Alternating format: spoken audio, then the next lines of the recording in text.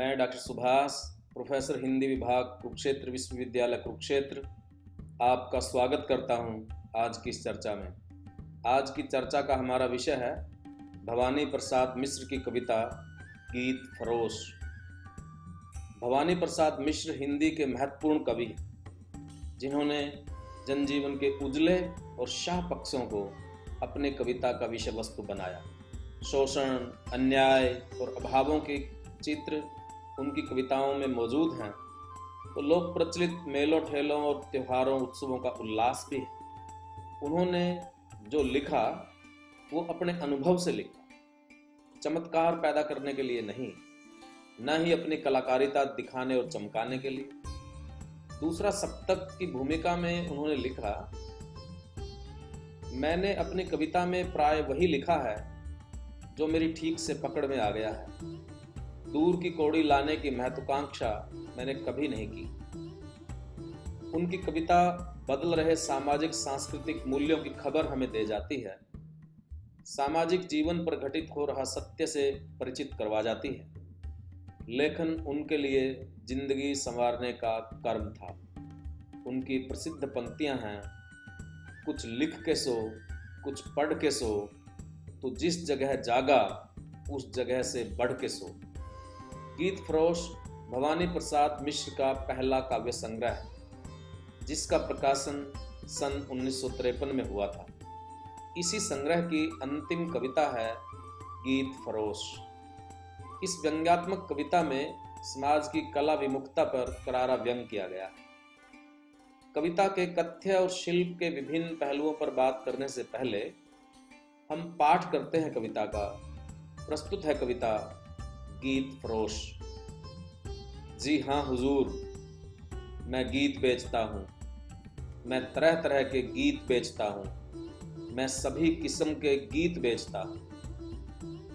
जी हाँ हुजूर, मैं गीत बेचता हूँ, मैं तरह तरह के गीत बेचता हूँ, मैं सभी किस्म के गीत बेचता हूँ। जी माल देखिए दाम बताऊंगा, बेकाम नहीं है काम बताऊंगा। कुछ गीत लिखे हैं मस्ती में मैंने, कुछ गीत लिखे हैं पस्ती में मैंने। यह गीत सख्त सरदर्द भुलाएगा।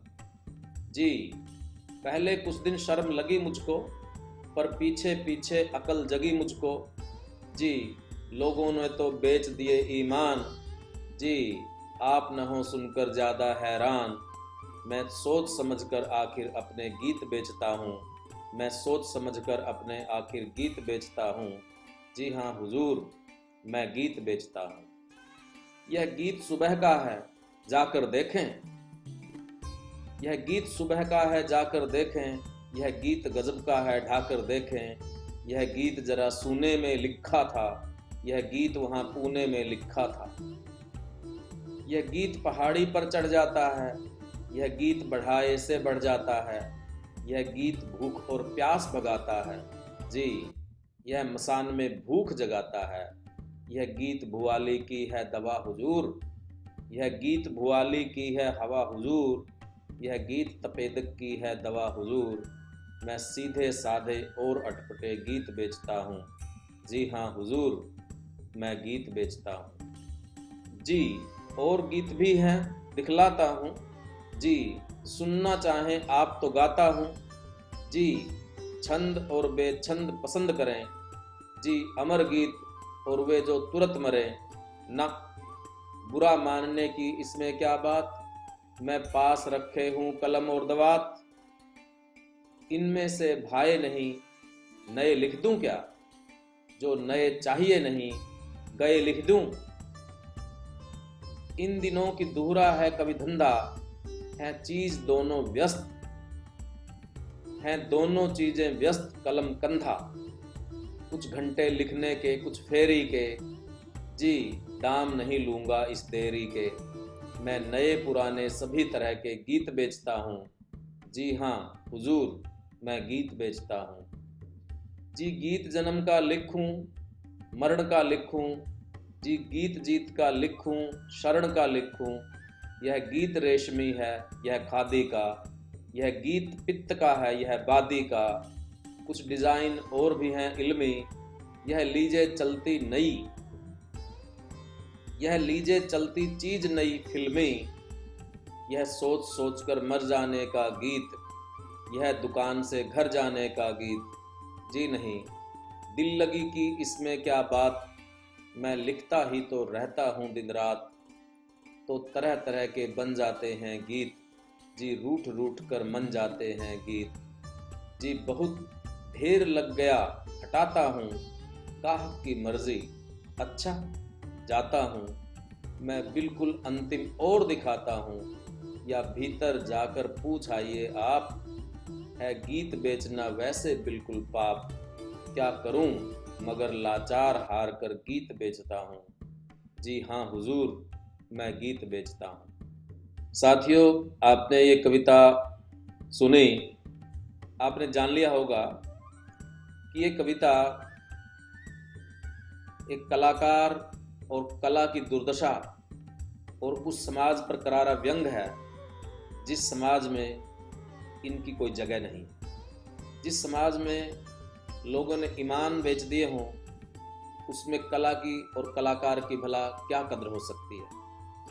कला की कद्र न करके उसे बिकने पर मजबूर करने वाली व्यवस्था के कई पहलुओं पर इस कविता में विचार किया है लेखक भवानी प्रसाद मिश्र ने। लेखक की स्थिति के बारे में, उसकी साहित्य जीविता के अनेक सवाल इस कविता के अंदर खड़े किए हैं। गीत फरोश कविता की पृष्ठभूमि के विषय में भवानी प्रसाद मिश्र ने स्वयं लिखा है कि गीत फरोश शीर्षक हंसाने वाली कविता मैंने बड़ी तकलीफ में लिखी थी। मैं पैसे को कोई महत्व नहीं देता, लेकिन पैसा बीच बीच में अपना महत्व स्वयं प्रतिष्ठित करा लेता है। मुझे अपनी बहन की शादी करनी थी। पैसा मेरे पास था नहीं, तो मैंने कलकत्ते में बन रही फिल्म स्वयं सिद्धा के गीत लिखे। गीत अच्छे लिखे गए, लेकिन मुझे इस बात का दुख था कि मैंने पैसे लेकर गीत लिखे। मैं कुछ लिखूं, इसका पैसा मिल जाए, यह अलग बात है, लेकिन कोई मुझसे कहे कि इतने पैसे देता हूं, तुम गीत लिख दो, यह स्थिति मुझे नापसंद है।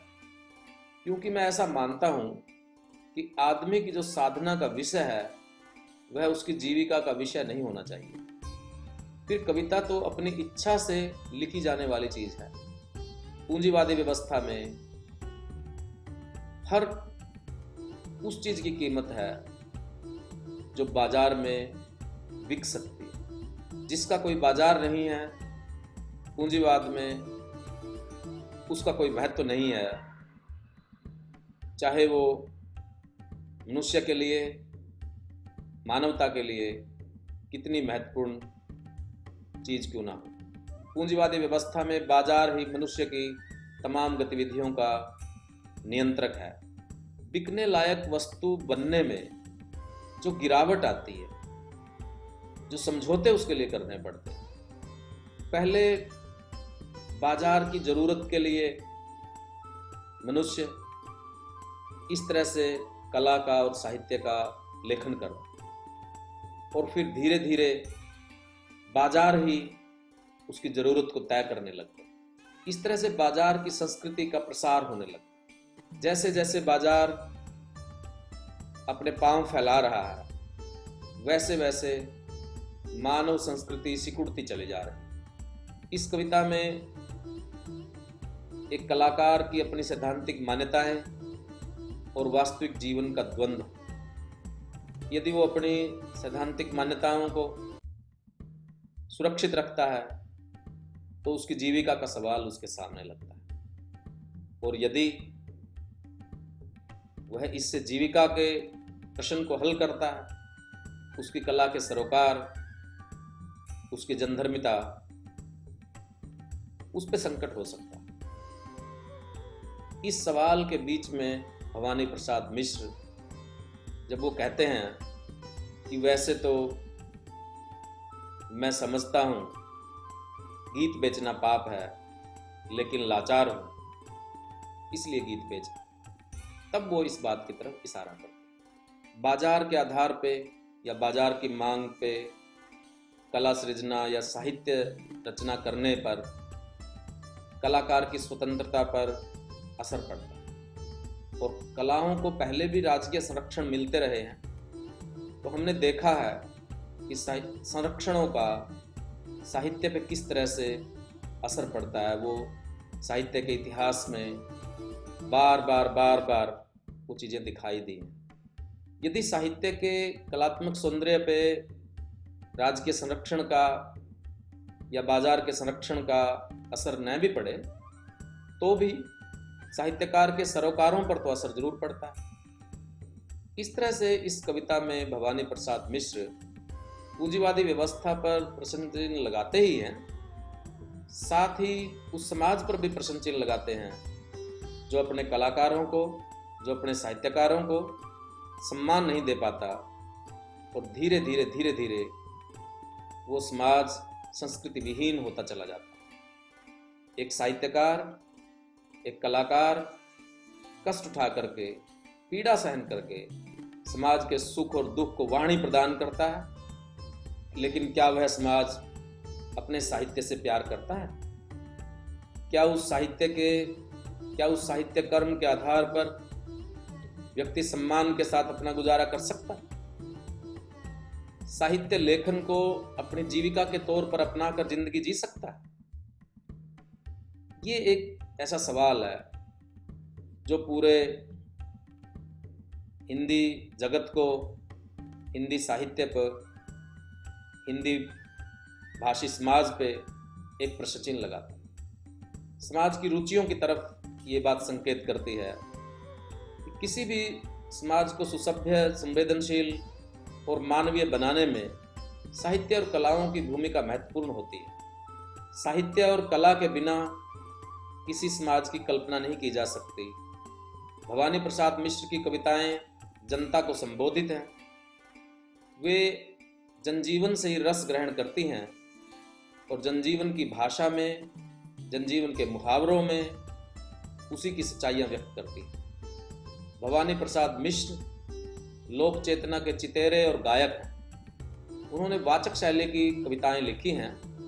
पाठ प्रवाह उनकी कविता की लोकप्रियता का एक कारण है।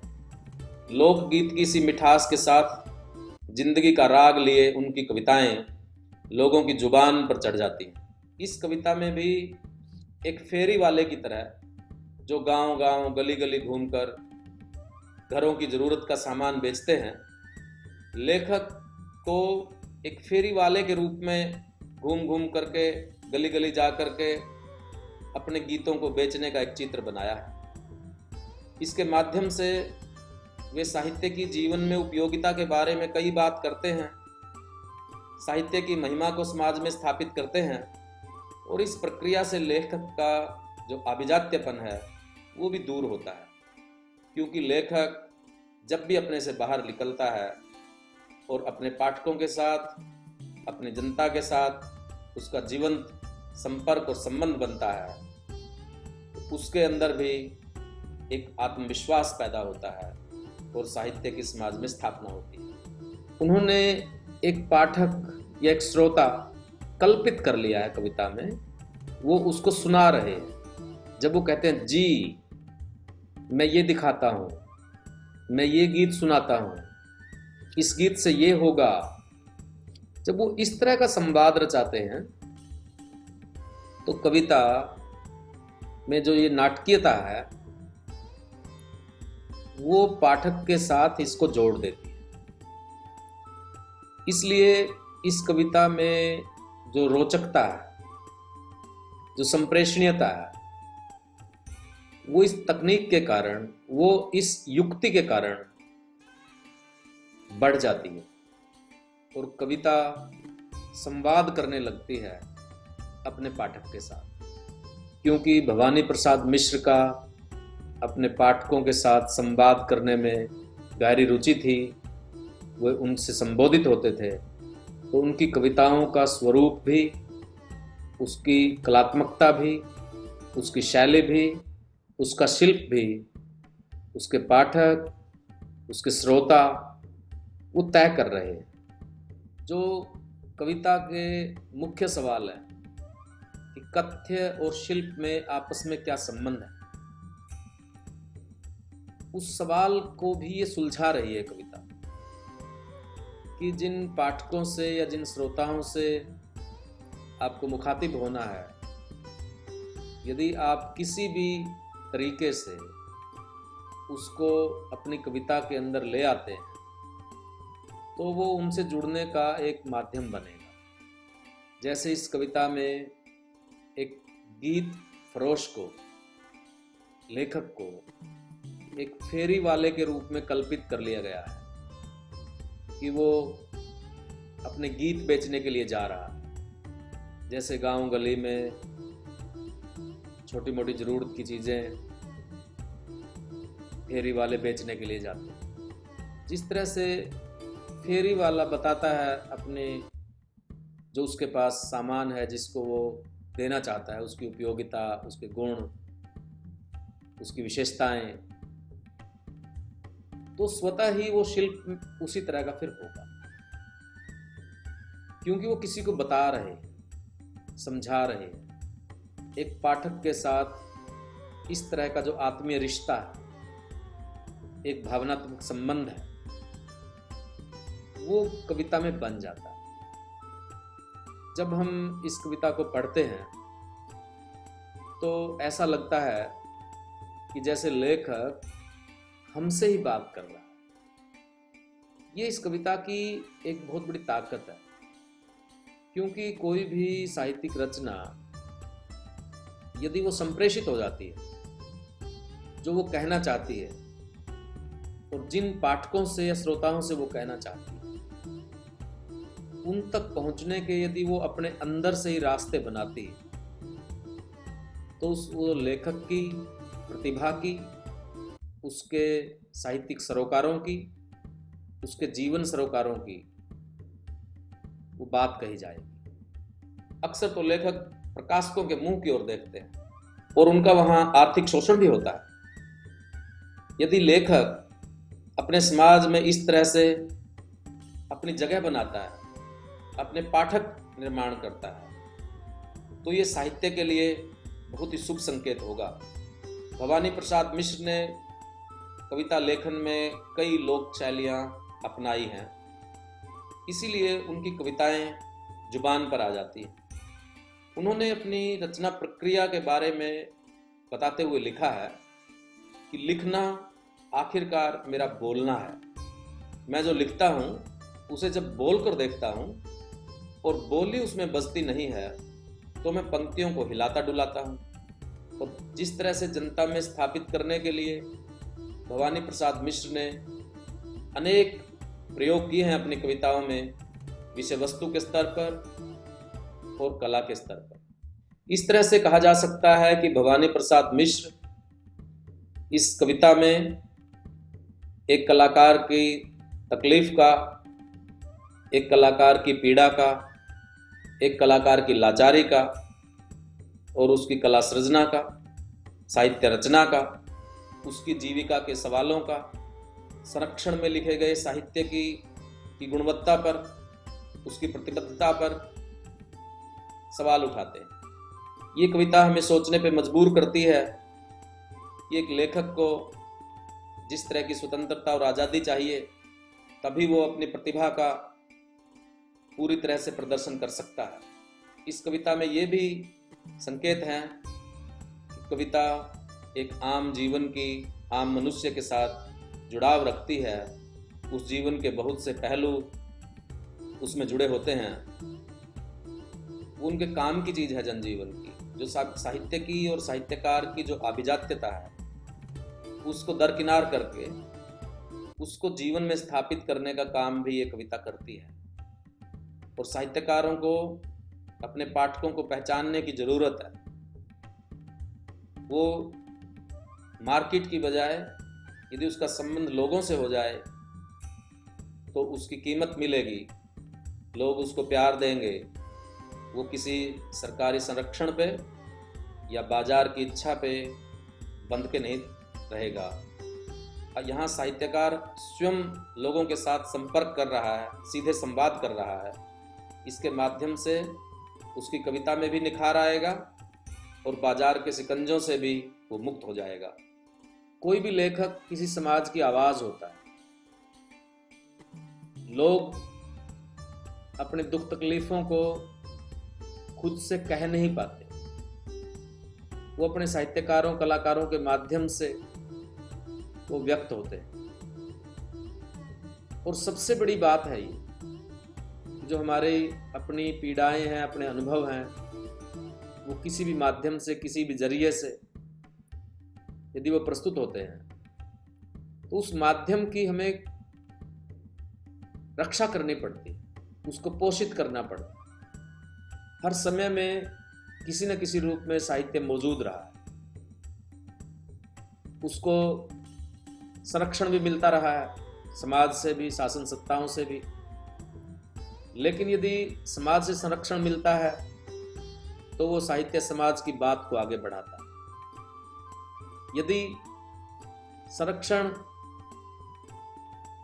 सत्ताओं से, बाजार से मिलेगा तो वो साहित्य स्वाभाविक तौर पे उसके ऊपर दबाव रहेगा, उसकी स्वतंत्रता भंग होगी।